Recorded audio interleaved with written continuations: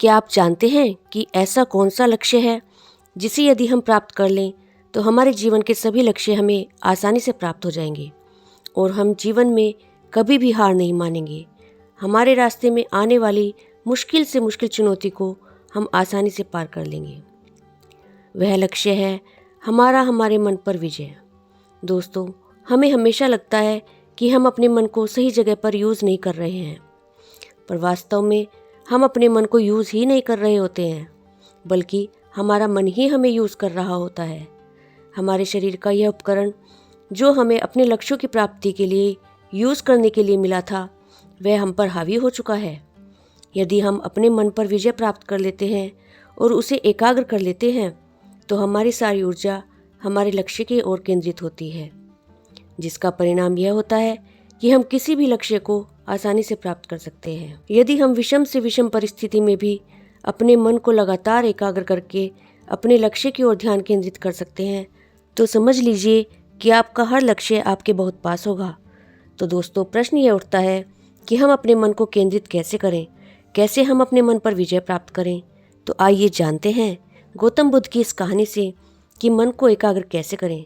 इस कहानी से आप अपने मन को वश में करना सीख जाएंगे। इस कहानी को ध्यान से पूरा सुनिएगा। एक बार गौतम बुद्ध अपने शिष्यों को ध्यान के बारे में सिखा रहे थे और बता रहे थे कि ध्यान कैसे किया जा सकता है।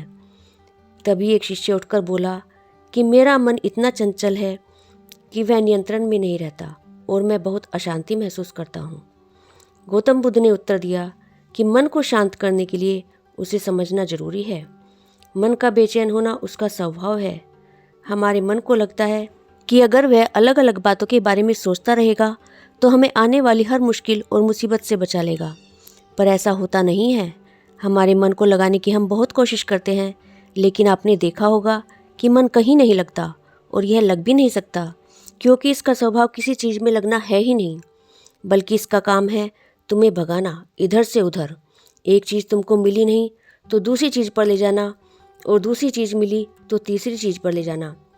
मन संतुष्टि नहीं जानता, वह केवल पाना जानता है और पाने के बाद भूल जाना जानता है। जो मिल गया उसे छोड़ देने की आदत मन की हुई है, जो छूट गया उसे फिर से पा लेने की आदत मन की होती है। अपनी ज़िंदगी के पिछले हिस्से को देखो, क्या तुम कहीं रुके हो?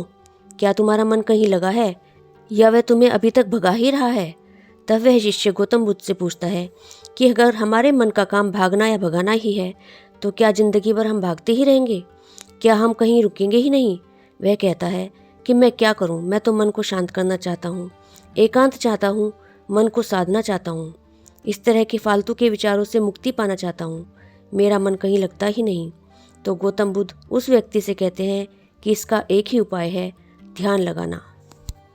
तो वह शिष्य बोला कि गुरुदेव, जब मैं ध्यान करने बैठता हूँ तो मैं अपने मन को केंद्रित नहीं कर पाता हूँ, ऐसा क्यों होता है?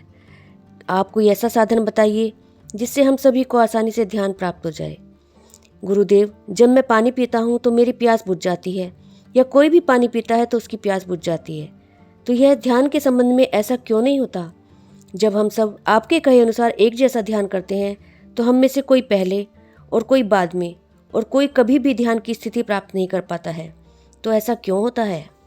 हम सभी को आसानी से ध्यान का लाभ प्राप्त क्यों नहीं होता है? तब बुद्ध ने कहा कि कल किसी ने हमें भोजन के लिए आमंत्रित किया है, कल तुम मेरे साथ चलना, मैं तुम्हारे प्रश्नों के उत्तर वहीं दूंगा। अगले दिन दोनों गुरु और शिष्य भोजन के लिए एक धनी व्यापारी के घर पहुंचे। जिस धनी व्यापारी की पत्नी ने उन्हें भोजन के लिए बुलाया था, दोनों भोजन करने के लिए बैठ जाते हैं। उन्हीं के साथ उस स्त्री का पति भी भोजन करने के लिए बैठा हुआ था। उसने अपने सभी नौकरों पर चिल्लाकर कहा, यह कैसा बेकार सा भोजन बना रखा है, इसमें तो कोई स्वाद ही नहीं है। वह भोजन की थाली फेंककर नौकरों से कहता है कि जाओ दोबारा ढंग से भोजन बनाकर लाओ। धनी व्यक्ति की पत्नी उन दोनों गुरु और शिष्य से क्षमा मांगकर उन्हें भोजन परोसने लगी। दोनों ने भोजन किया। गुरु ने अपनी थाली में 2 रोटी छोड़ दी। गुरु ने उस स्त्री से कहा कि बेटी, क्या तुम मुझे ये 2 रोटी बांध कर दे सकती हो? स्त्री ने उन 2 रोटियों को बांध कर दे दिया। उसके बाद में दोनों वहाँ से निकल गए। रास्ते में गुरुजी ने शिष्य से पूछा कि तुम्हें भोजन कैसा लगा? शिष्य ने कहा कि भोजन तो अति स्वादिष्ट था, मुझे बहुत पसंद आया, मुझे भोजन करके बहुत अच्छा लगा। उस स्त्री के पति को भोजन क्यों पसंद नहीं आया? गुरु ने कहा, इससे अधिक तुम्हें कुछ और नहीं लगा? शिष्य ने कहा, इससे अच्छा और क्या लग सकता है गुरुदेव, मेरी भूख मिट गई, मेरा पेट भर गया। गुरुजी ने कहा कि भोजन तो अच्छा था, लेकिन उस स्त्री के पति को भोजन पसंद नहीं आया। भोजन अच्छा बना था और भोजन एक ही था, ऐसा क्यों हुआ? शिष्य ने कहा, आप ठीक कहते हैं गुरुदेव, मैं तो कुछ समझ नहीं पा रहा हूँ, आप ही कुछ बताएं। गुरुजी ने कहा कि अभी तुम मेरे साथ आगे चलते रहो। गुरु और शिष्य चलते चलते बहुत दूर निकल आए। कुछ दूर चलने के बाद एक फटेहाल व्यक्ति गुरुदेव के सामने आ गया और उनके चरणों में गिर गया और बोला, गुरुदेव मेरी मदद कीजिए, मैं 2 दिन से भूखा हूँ, मैंने कुछ भी नहीं खाया, आप कृपया मुझे कुछ खाने को दें। बुद्ध ने उस व्यक्ति को एक पेड़ के नीचे बैठाया और उन 2 रोटियों को निकाल कर दिया जो उस महिला ने उन्हें बांध कर दी थी। रोटियों को देखते ही उस गरीब की आंखों में चमक आ गई। उसने तुरंत उन 2 रोटियों को लेकर खा लिया। खाते समय उस व्यक्ति की आंखों से आंसू निकल रहे थे। वो रो रहा था और खाता जा रहा था और अपने हाथ से इशारे कर रहा था, जैसे किसी अदृश्य शक्ति से कह रहा हो कि तेरा धन्यवाद इस रोटी के लिए। खाने के बाद उसने गुरुजी को प्रणाम किया और धन्यवाद कहा। गुरुजी ने उस व्यक्ति से पूछा कि भोजन का स्वाद कैसा था? उसने कहा, स्वाद तो था ही नहीं, यह तो केवल जीवन था, परमात्मा और ईश्वर था। ये रोटियां नहीं थी, यह तो साक्षात परमात्मा का प्रसाद था। यह कहकर वह व्यक्ति वहां से चला गया। बुद्ध ने शिष्य से कहा, देखो भोजन वही था, लेकिन एक व्यक्ति को उसमें स्वाद नहीं आता है और तुम्हें उसमें स्वाद आया। तुम्हें भोजन पसंद आता है, लेकिन वही एक व्यक्ति को इस भोजन में स्वाद नहीं आता है, बल्कि वह इसमें ईश्वर और परमेश्वर जीवन को देख लेता है। इसी से पता चलता है कि व्यक्ति और भोजन की तृप्ति में भी अंतर है। पहले व्यक्ति को इसमें कोई तृप्ति नहीं होती, तुम्हें थोड़ी तृप्ति होती है और इस व्यक्ति को अनंत तृप्ति होती है। ऐसा ही ध्यान के संबंध में होता है। जिसको जितनी ज़्यादा प्यास होती है वह उतनी ही जल्दी मार्ग बना लेता है।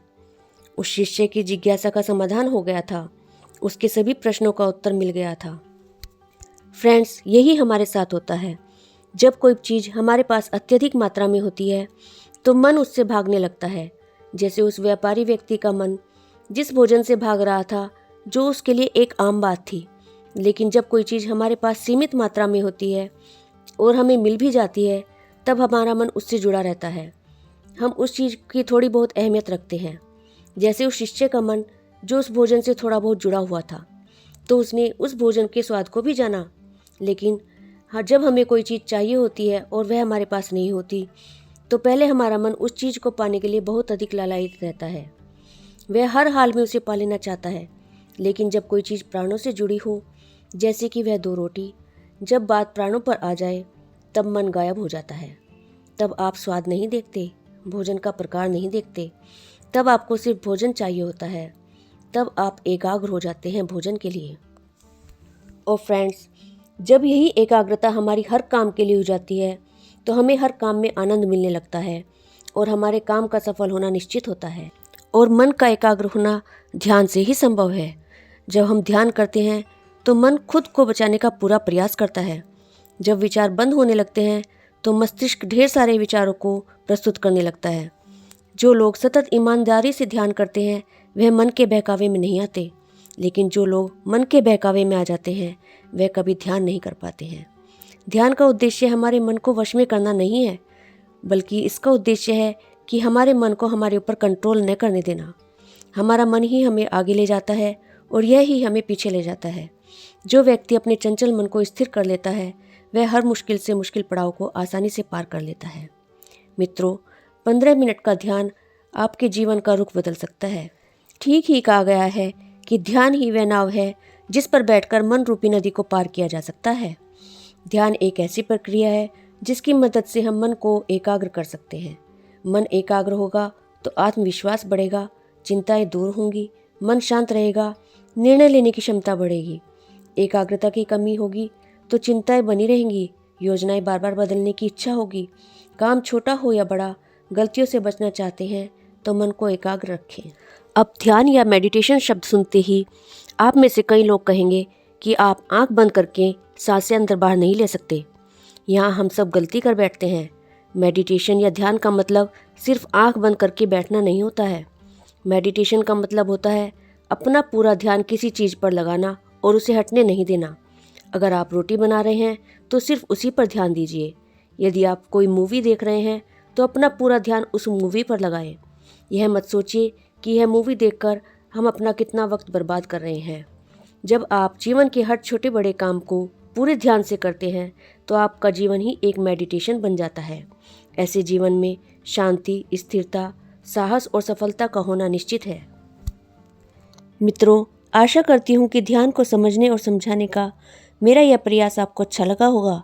यदि यह कहानी आपको अच्छी लगी है तो इसे लाइक शेयर ज़रूर कीजिएगा और मेरे इस चैनल को सब्सक्राइब कर लीजिएगा। Thank you.